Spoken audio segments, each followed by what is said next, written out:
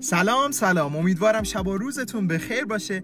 امروز اومدیم با اولین قسمت از اخبار روز پزشکی بریم که شروع کنیم.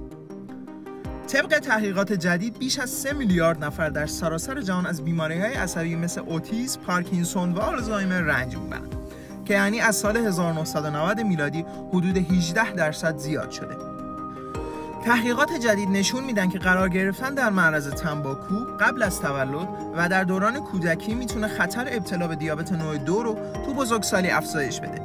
این خطر تو کودکانی که مادراشون در دوران بارداری سیگار میکشن یا در معرض دود سیگارن بیشتر میشه.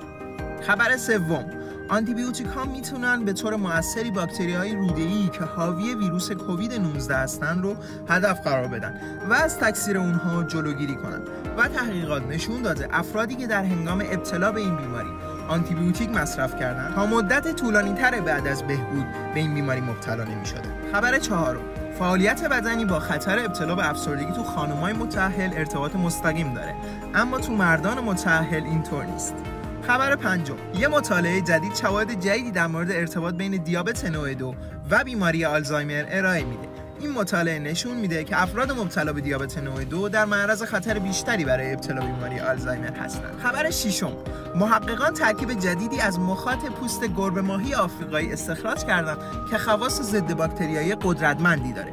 این ترکیب میتونه به عنوان یه درمان جدیدی برای عفونت‌های باکتریایی در آینده مورد استفاده قرار بگیره. و در نهایت خبر آخر، تحقیقات جدید نشون میدن که تجمع چربی تو سلول‌های مغز ممکنه باعث آلزایمر بشه. این یافته میتونه به توسعه درمان‌های جدید برای آلزایمر کمک کنه.